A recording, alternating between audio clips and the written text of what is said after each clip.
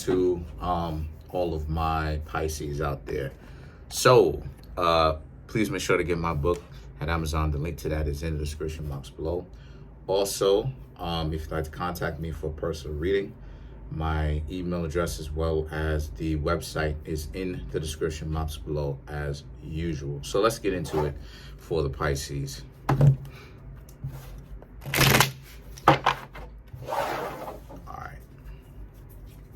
Right, let's get into it.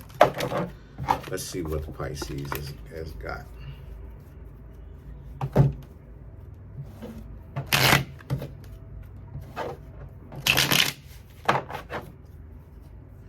You have the Five of Wands, the Hermit, the Seven of Pentacles, the Ace of Pentacles, the Six of Swords, Three of Pentacles, Five of Pentacles, the Nine of Swords, High Priestess, and then you have the Knight of Pentacles. Okay, so what I'm seeing here for the Pisces, no major arcana that represents Pisces, but you do have a major arcana that represents the exact opposite of Pisces, which is Virgo. So, same axis, right?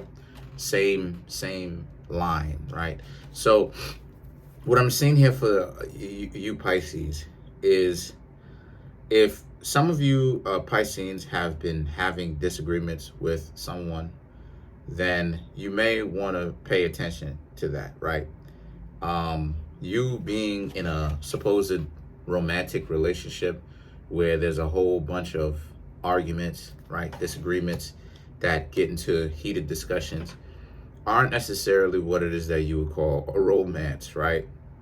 But the Hermit represents how this person and the Seven of Pentacles thinks that they can perpetuate verbal disagreements with you, right? And you may want to really watch out for that, okay? Because this person may be interested in bickering and arguing just a little bit too much, right? As opposed to solving the problem. I know that, me personally, whenever it is that I want to work something out with a person, I'm not debating them. I really don't argue like that. I don't argue at all, really. What I do is that I pretty much I pretty much start a conversation with the person. Like, okay, what's up? How can we get over this disagreement? And either two outcomes will happen. Either we will agree to disagree, or the both of us can agree on something. But this whole aspect of arguing, going back and forth with the person, I don't do all of that. Okay? And if I see that it's heading there, I pretty much squash the argument very quickly. Now the Ace of Pentacles and the Six of Swords are about how you have to learn to start doing that too. I'm seeing that, even though you're offering a whole lot to the person, or you're offering some stuff to the person, it's still a situation where you're still allowing yourself to get caught up in these types of situations. Now, Pisces isn't necessarily a big arguer or a person that fights the people whom they are in romantic relationships with. But Pisces does like to start disagreements or arguments. If they can do it, they will do it, because a lot of the times it can be frustrating when it could be frustrating when the Pisces creates this story in their head of why they're doing something that doesn't necessarily work, that can frustrate the partner, right? But then when the partner is talking to you about it, right, Pisces will then be like, oh, I'm sorry, let's not, you know what I mean? Like, no, never mind. No. That's frustrating, because the person is telling you, listen, this is not how, you know what I mean? Kudos for you for trying it this way.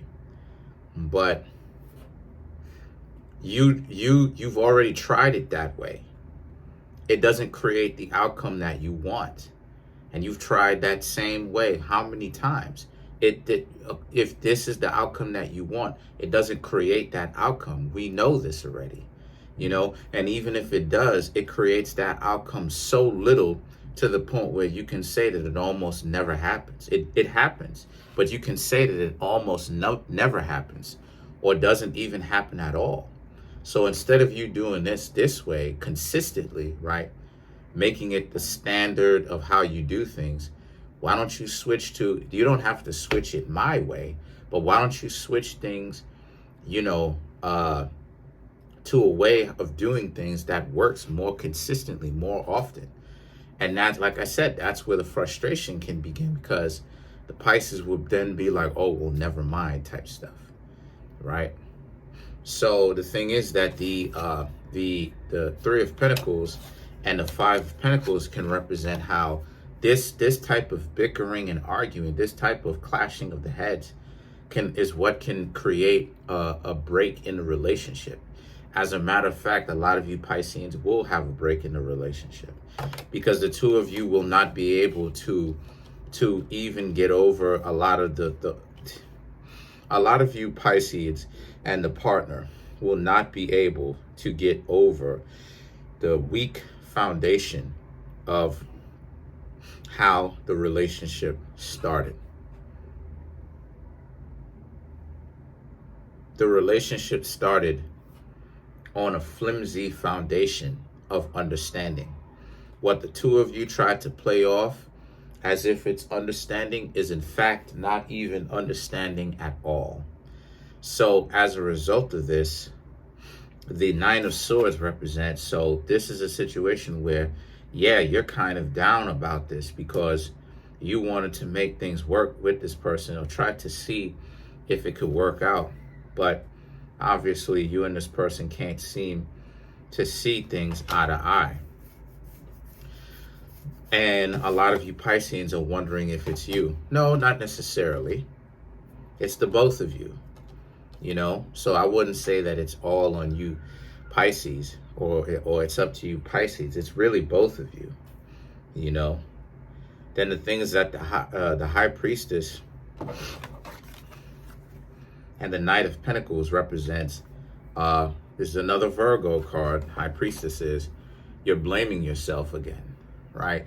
So some of you Pisces can get yourself caught up in this dark situation mentally, where you're blaming yourself just a little bit too much, right? Too long. And you're thinking about, oh, well, maybe I should have done this. Maybe I should have done that. Maybe I should have, maybe I should have done this. Maybe I should have done that. No, what you should have done is you should have left this person sooner, because the two of you keep fighting like cats and dogs, and that's not necessarily the best love or romantic situation, right? I'll say love, the best love situation that you can create, right? So the high priestess, just like the Hermit, is a trickery card, right? Because it's facing directions where it's not supposed to face at all. So these two cards, which is the only two major arcana in this entire spread so far, this is about how a lot of you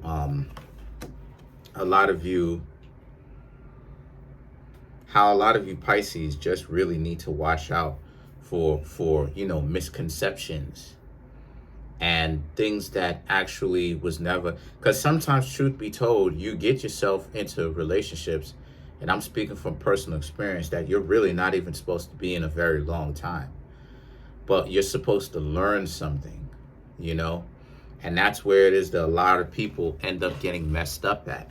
They try to make it seem like every single relationship is supposed to be long term. Let me get this clear, because let me be clear as a diamond. Every relationship, you are supposed to strive to create a long-term relationship, right? By giving it a fair shake, a fair go, right? An honest go, a sincere go. But not every relationship is actually meant to be long-term. So what does that mean? What that means is is that you have to have the wisdom, you have to have the foresight, the understanding to,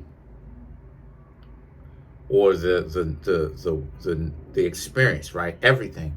You have to know when it's a good idea for when you're with someone to know it's time to let it go, and when you're with someone to know that you can still strive for this relationship. You have to know the differences between the two.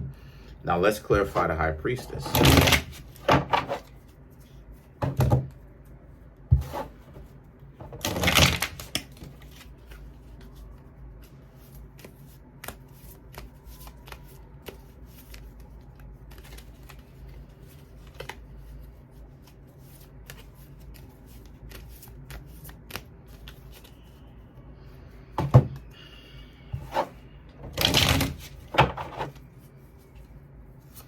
You have the Seven of Swords, the Death card, the Ace of Pentacles, to clarify the High Priestess. So to bring more clarification, yes, the Seven of Swords is the relationship is not very built upon strong foundation. 7 is connected to 13 because 13 is the 7th number of the Fibonacci sequence. 7 can either represent love, or 13 can represent destruction or death, basically. And lo and behold, you have the Death card. So 7 and 13 are actually connected, as you can see right here. So that's why it is that I say that love is so powerful, is because love is number 7, but 7 is also connected to 13. That's why us as Moors, the Moors out there know what I'm talking about. Friday the 13th is a lucky day for Moors. You see what I mean? Because the Moors represent the Amalekians, or the Amalekites. Remember I was telling y'all about the people who reside in the realm of Amalek, right? Okay. Well, the Moors are the Amalekites. And then the thing is that you have the Ace of Pentacles. The Ace of Pentacles, I love this tarot deck. I really do. The Ace of Pentacles represents how this is a situation for you where you're supposed to actually forget about this person, because there's no point in really being too caught up with this person in the first place, because they were not really a good match for you anyway. They essentially turned out to be a stepping stone. Yes, you gave them a legitimate try, but they would just turn out to be a stepping stone. Remember, Pisces is the zodiac sign of disappointment. A lot of Pisces end up getting, disappointment. Try getting with a Virgo, like I said before. Virgos archetypically, like I said, are the ones that don't necessarily disappoint. Virgos archetypically, right? Not saying that it can't happen. I'm saying usually that would be the case. So let's clarify the Knight of Pentacles.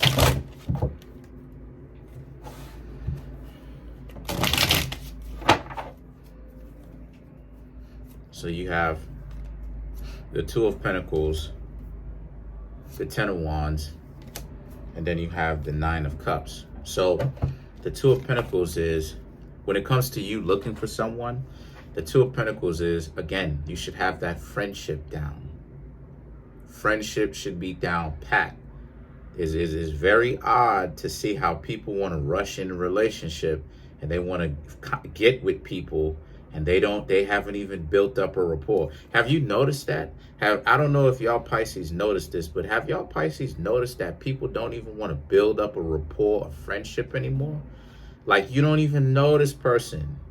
Hookup, quote unquote, hook. It's not even really a culture, but hookup culture really got people tripping out here. They don't even know too much about the person, but yet they trying to get in the person's body, or they're trying to allow someone to get in their body. Like, what are you doing? What's going on with you? And then you have the Ten of Wands, and then you have the Nine of Cups.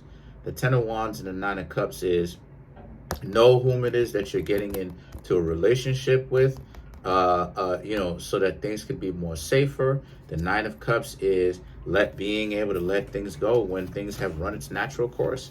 So that's pretty much it. Comment on the video, like the video, subscribe. Peace.